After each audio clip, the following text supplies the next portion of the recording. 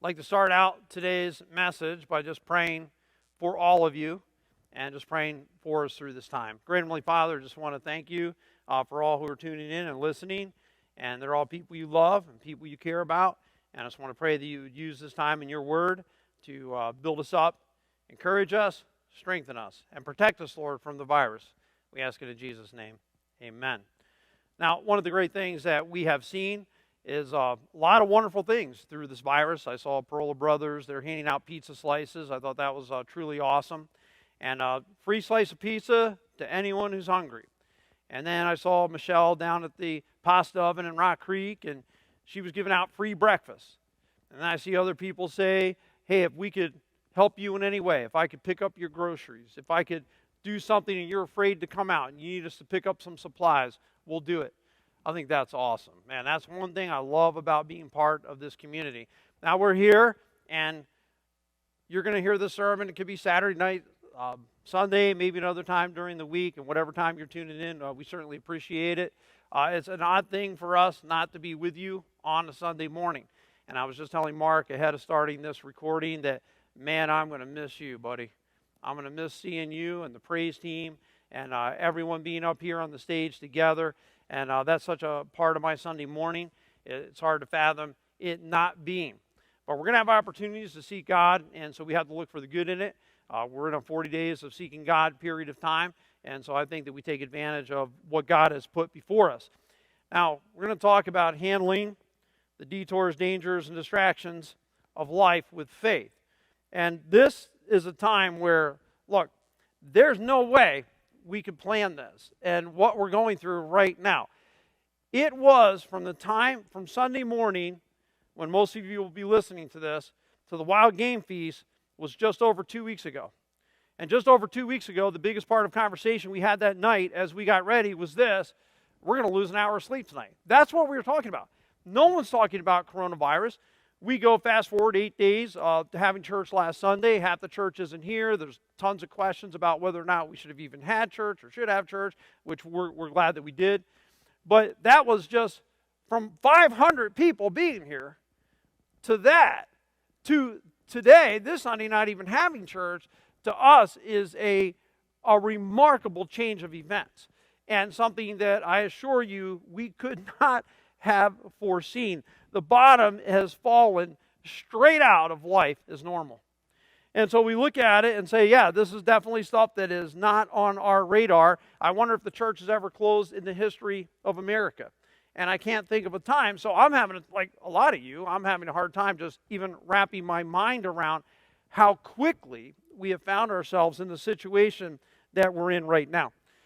But in life, not everything goes according to plan. And it's interesting to me, right as we got the men together last Tuesday, and we're talking about Mark chapter 6. And I'm the guy that was going to lead this Bible study, and I'm really thinking about this. And look at Jesus Christ's life right now. Nothing went like normal, because here was the plan. Because we all have plans, right? And then we have what actually happens to us. And so in Mark chapter 6, then because so many people were coming and going that they didn't even have a chance to eat, he said to them, come with me by yourselves to a quiet place and get some rest.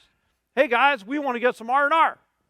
Let's get some time together. We're going to go, because we've been so busy, we're going to go be by ourselves. That's the plan of Jesus Christ. And then we see in Matthew 14, verses 13 and 14, and that's the chapter we're going to be in, Matthew chapter 14, we find out what actually happened.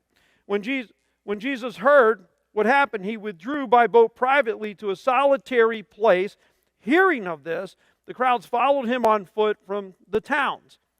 When Jesus landed and saw large crowds, he had compassion on them, and he healed their sick. And so I look at what he's doing right here and what the detour is. He's like, I'm going to get alone, and I'm going to be with you guys, and we're going to have some time by ourselves. He comes up to the shoreline.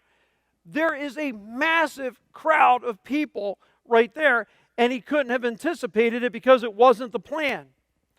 And how many of you have had your plans absolutely blown up? Vacation plans, wedding plans. You look at lost jobs. Steve did not go to Africa because he was afraid he wouldn't get back. It was a wise choice. Lauren Watts is doing a missions trip. She's actually had to return from that mission trip. Very disappointing for her and her entire team to have to come back. Our Awana Club was canceled for the entire rest of this year. Now, September, Lord willing, we're going to be back at it again. Our Easter egg extravaganza. We have no idea what's going to happen to our Easter services. The Concerts of Prayer breakfast in May has already been canceled. Our plans have been dashed. Now, this is not what we wanted. It was not our plan, but to be honest, this is not a surprise to God, right? I mean, this is not something that God takes and says, well, I didn't know that one was coming. Here we are in Lent around the world, people seeking God, and here's a time when God can be found. So it's an amazing thing. Jesus Christ, he hits a detour on his getaway plan. I'm going to get away. I'm going to have some R&R with you guys. And he hits a big, massive detour, and that is a crowd of people. But in the massive detour from his plan, God was still doing amazing things, because this is the time when God will use Jesus Christ, 5 loaves, 2 fish, to feed 5,000 people. And to me, that's an amazing miracle right there. He's going to feed 5,000 people. This would not have happened if things went according to his plan. And so I look at a situation that we're in right now, and I say, okay, well, it's not our plan, but it doesn't mean God's not going to feed the 5,000. It doesn't mean God's not going to do something miraculous and something tremendous and something phenomenal's not going to happen. So Jesus Christ, he gets, what else can he do? He gets up and he's going to go on the mountainside and he's going to pray and he's going to send his disciples to the other side of the sea. So how do we handle the detours, the dangers, the distractions of life? And the thing that we see about Jesus Christ, well, how did Jesus Christ handle it? I mean, here's the question. What happened here in this situation? His plan was get away. God's plan was he's going to feed now 5,000 people. So he dismisses the crowd, and we find in verses 22 through 23, immediately Jesus made the disciples get into the boat and go on ahead of him to the other side while he dismissed the crowd. After he had dismissed them, he went up on a mountainside by himself to pray. Later that night, he was there alone. What is he doing, man? He's tired. He's been pressed by people. He's had all kinds of things going on. He gets up on the mountainside to pray. He gets up there by himself. Why? Because he needs that well replenished. He needs to come up and spend some time with his Father. I know sometimes when I'll go running on the trail, and I'll be out there, and this is kind of a drag when this happens, but let's say I run later on in the day. Well, I've been sitting here at the office, and I drank a cup of coffee, and maybe in the afternoon I drank another cup of coffee. Why? Because it's here and water's boring, I guess. So then I'll get out on the trail, and I'll be in my first 1/10 of a mile, and I'm going to go, let's say, 3 miles. I'm already thirsty. Like my tongue's already starting to stick to the roof of my mouth, and I realize that's because I didn't drink enough water. And because I didn't drink enough water, and I'm not hydrated enough, I thirst. And spiritually speaking, there's sometimes we're out there running and we're out there busy. Man, we thirst because we need to come and we need to be replenished.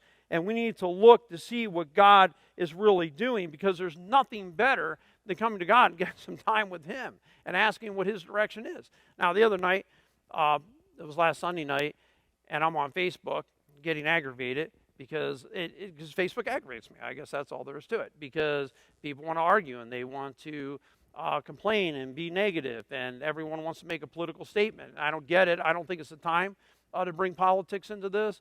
I don't. To me, it's not. And so my wife tells me just simple advice. Honey, you need to get off of Facebook. And I listened to that. I was aggravated. I didn't really even like her saying it to me, but I knew it was true.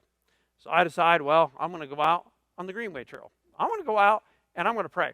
And I walked 3 miles and I was praying. And it was me, and it was the trees, and it was the stars, and it was the coyotes, because they were out there howling, and it was God. And just that time, just taking that hour and saying, God, I need to hear from you. I need your help. I need your strength. I need your wisdom. Being able to take that time and pray, that is imperative as we move through this time. I don't want you trying to go this route on your own strength. You're just going to worry, and you're going to fret, and you're going to fear. We need this time to come to God. Now, Jesus Christ, he's about to go into a place where the disciples are getting rocked around by the waves, and they're not making much progress, and they're going to be scared. He's going to be walking on water. they're going to be scared. Why is he walking on water and they're scared? Because he's just been praying, and he's been trusting in God. So that's one important step. Pray. Here's another. Acknowledge the world is out of our control, but Jesus is still there. Even though the world is outside of our control, there's so many things that we don't have any say over, Jesus Christ is still there, right? I mean, nothing's changed. God hasn't fallen off the throne. And so we see in verse 24, and it says there that the boat was already a considerable distance from land, buffeted by the waves because the wind was against it. Now, you have to think about what's going on here. Jesus Christ dismisses the crowd. See you later. He tells his disciples to get in the boat, and they're rowing. They're going across. All right, so they're moving in a linear direction away from the shore, directly away from it. He's going to come down. The Bible says it's the fourth watch of the night, so this is between 3 and 6 o'clock in the morning. He's going to come down, and he can still see him. He's already been up praying. Who knows how many hours that was? He's been praying even an hour. When he got there, those guys rowing, they should have been way out of sight. But they're not out of sight because they're being buffeted by all these waves. They're a considerable distance, but they're not making much progress because the winds are against them. Now, there's one thing we got to realize. We don't control that. Sometimes the winds are against you. Sometimes it's contrary. It's going in a way that you don't want it to go. I don't control what happens in the government. I don't control what the decisions are. I don't control what the timing is. I don't even understand sometimes why they do what they do. But it doesn't really matter because I'm not the governor. I'm not the president of the United States. I'm not the expert. So I look at these things and say, those are things that are outside of my control. And I want to go along when I realize this world is way outside of my control. I don't control coronavirus. I don't control what's going to happen. I can pray about it, and I can acknowledge this stuff's outside of my control. So I can stand in line with David. And David said in Psalm 131:1, my heart is not proud, Lord. My eyes are not haughty. I do not concern myself with great matters or things too wonderful for me. I don't want to put all my mind on things above my pay grade. I don't want to put my mind and attention on things I can't understand and that are way beyond me. Instead, what David said was this: I have calmed and quieted myself. I am like a weaned child with its mother. Like a weaned child, I'm content. Man, I'm not concerning myself with great and mighty things. I'm calming myself. I'm acknowledging there are things I don't control, so I'm going to quiet my soul. So what do we do when things are outside of our control? We acknowledge it, right? Well, I would say keep rowing. I mean, that's what the disciples were doing. In fact, it says in one of the Gospels in Mark chapter 6, it says that they were strained, like they're rowing. You know, they're putting their backs into it. These guys some of them are fishermen. They're pretty strong guys. They're putting their backs into it. They were straining against the oars. Man, they're working hard to row that boat and move it along. And it says that they were buffeted by the waves. And to buffet means to torment, to harass, to torture. And you guys understand what that term is, right? To torment, to torture. If you were my sibling, you would have known what it was all about. If you were around me when I was a little kid, you would have known because I was a little tormentor. I was a little agitator. There was a girl in second grade. I had such a crush on her. She was so beautiful, so amazing in my mind. And I loved her so much that I pinched her till she cried one day because I just wanted to torment her. And I'd sit behind her. I bothered her all the time. And one day she brought a picture of her father in to show me. She was so proud of it. And I told her, it looks like your granddad. She's crying. And this is how I show my love. Man, those little tears, she's crying. She's so upset with me. And I can't think anything else, but I love you. I care, man. I had such a crush. Probably one of my first crushes in my whole life was right there. And so here I am tormenting. And that's second grade. I go to third grade. I'm not one bit better. I torment my teacher every day. I love my teacher. I love my teacher so much. Mrs. Henny, Mrs. Henny, Mrs. Henny, Mrs. Henny, Mrs. Henny. And she would say every day, what do you want? Every day, what do you want? Why was she yelling at me by the end of the school day? Because I was annoying the ever-living daylights out of her. And that's kind of how problems are there. That Mrs. Henny, I'm still here, I'm still here, I'm still here. I haven't gone anywhere. Tormenting, torturous. And the word has, where they're buffeted by the waves, the tense there is present, so it means it's ongoing all the time.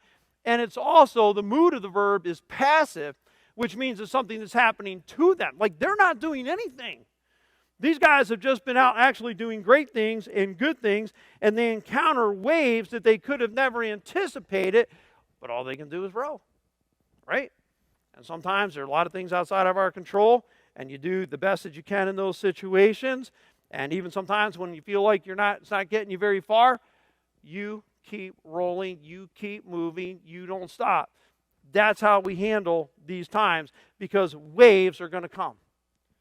And there are going to be times where we feel like I'm being buffeted by the waves of life. I'm being tormented by them. I don't feel like I'm making any progress. I don't think anything is really going in my favor. And know that when you're in these times, I got great news for you. Jesus is going to come find you. And in verse 25, what does it say there? Surely before dawn, so they're getting buffeted and rocked by the waves. Surely before dawn, Jesus went out to them walking on the lake. He's walking on the lake. And Jesus is out there just doing Jesus stuff. He's out there doing amazing things. And I love the fact that right here, you have in their darkness and in their hard time, you got Jesus meeting them. He's walking out to them. In their fight against those waves, they were never out of the sight of God. And when he came out from praying, he could see and he knew exactly where they were, just like he knows exactly where you are. And he came walking right out to them. And I love it that in my dark times and my tough times that Jesus Christ can meet me in the darkness. And I love the thought that God is reaching out to this world. I love the thought that right now, through all that's going on with the coronavirus 19, that God is still reaching out, still caring about humanity, still loving on all of us, every single one. He's still there. And I got to believe that. And I believe that God can even use and spread his word more powerfully, even than on a normal Sunday. And one way that you can help us do that and help God do that, share it. You see the sermon, you like the sermon, put it up on your Facebook wall. Encourage other people to see it. Because you know what? They need to know that God's there for them too. We don't want to hide the truth to ourselves. Don't want to hog it, right? We're putting it out there. Share the link with other people. And let's get this great message out there. We also know that things look scarier in the dark. In verse 26, we see there in that verse, when the disciples saw him walking on the lake, they were terrified. It's a ghost, they said, and they cried out in fear. They were terrified. That means stirred up, disturbed, unsettled, thrown into confusion. And sometimes your heart is troubled. Like your heart is stirred up. Man, you've seen something. And there's one thing, this is a fact. Humanity's always been afraid of the unknown. And right now we face an incredible unknown. This coronavirus is new. We don't know a lot about it. We hear this, we hear that. We hear staggering numbers of how many people could be impacted, and that's scary stuff because we don't know.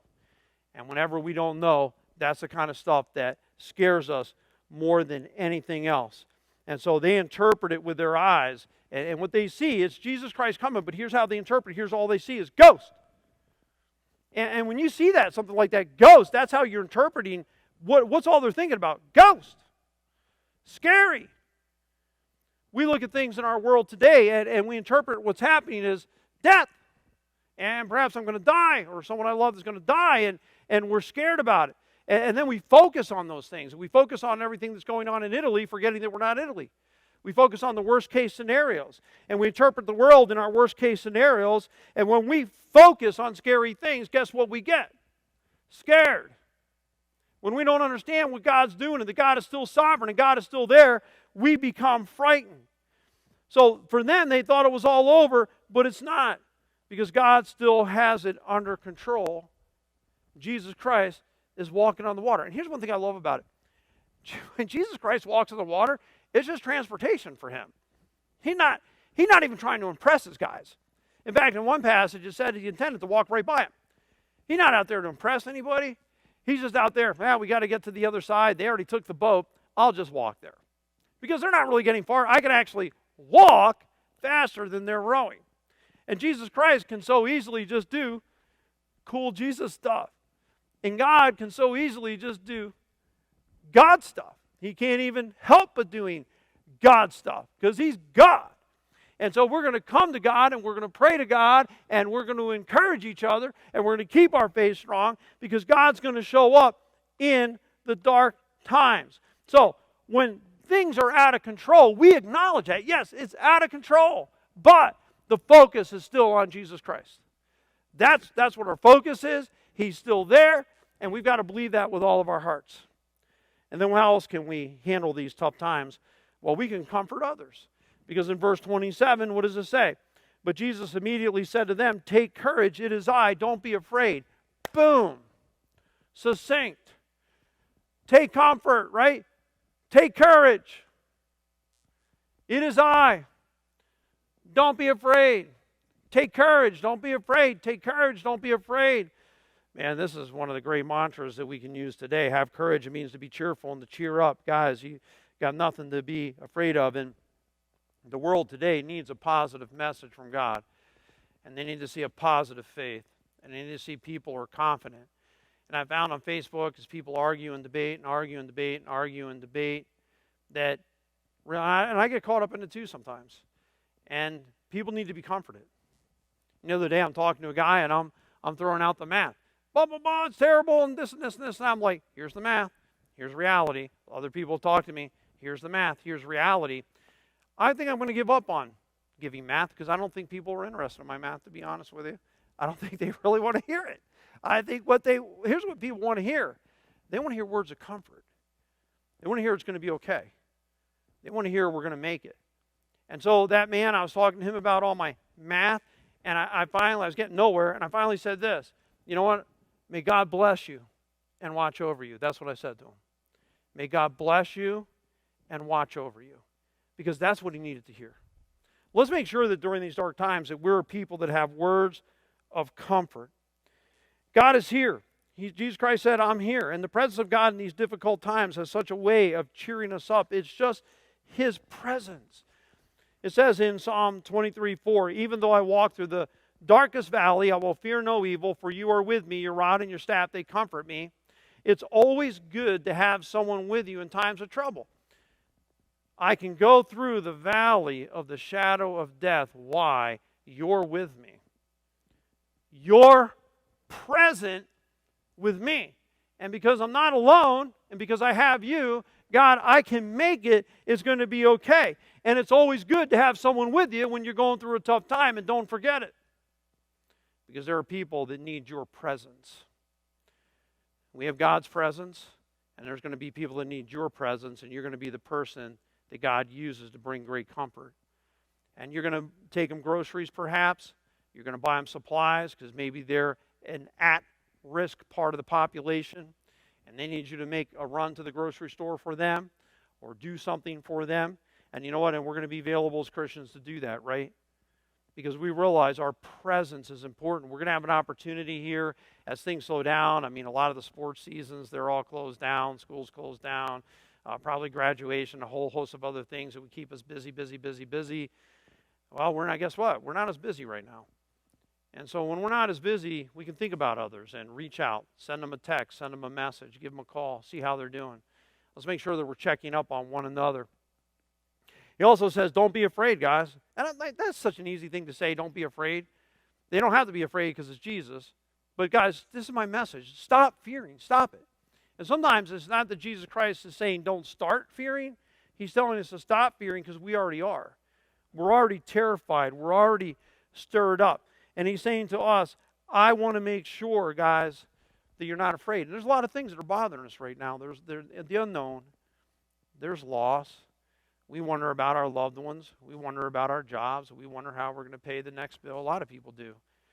We're all in the same boat together, you guys. I mean, you talk about presence. I mean, it's not like we're going to be unaffected. I know my life is going to be affected by this. I know your life is going to be affected by this. There's probably very few people that this is not going to, I hate to say radically touch, but significantly touch and impact our lives. We're all in this together. And we're going to make it together, and we're going to come through it together. And he's saying, don't be afraid. And sometimes we run when we don't have to. I remember working for Transcontinental Gas Pipelines, and they have huge engines there. I mean, to take apart one piston, you would have to get an overhead crane just to take the cap off of it. It was that big. You would walk up a ladder 10 feet tall just to get at it. And one day we were working on this engine and something went wrong. I think they must have not opened a relief valve. All I heard was the engine sounded like a jet engine. I knew it shouldn't sound that way. I ran. Man, I'm headed for the door. I heard that thing and just the sound building. I'm out of there, man, because I'm scared to death. Well, some other guy followed me. And another worker there, he ran out the door too. And so later on, I'm running, I'm booking around the engines, I'm running. I look behind me, no one else is running. And I'm like, well, they're calm, so I guess I'll be all right. And by the way, it's important to see people who are calm. And so they didn't really make too much fun of me because I was a rookie. I was a new guy on the work team. And so they didn't really say too much to me, but man, did they razz that guy who followed him. They go, we get why Bill ran, he's never heard it before. What's your excuse? I was just running because he was running. Well, sometimes that's not a good enough reason to be running. We don't need to run just because everyone else is. We don't need to panic just because everyone else is panicking. Man, we need to be the people where everyone else is running, they look at us and they say, I guess it's going to be all right. These guys, they're not too panicked. They're not all the world's coming apart kind of people. We need to see leaders who aren't panicking, and we need to be those leaders. We need to be that example to our community. We also need to focus on Jesus and not the waves. In verses 28 through 30, Peter wants to walk on the water, famous story. And he said, Lord, if it's you, Peter replied, tell me to come to you on the water.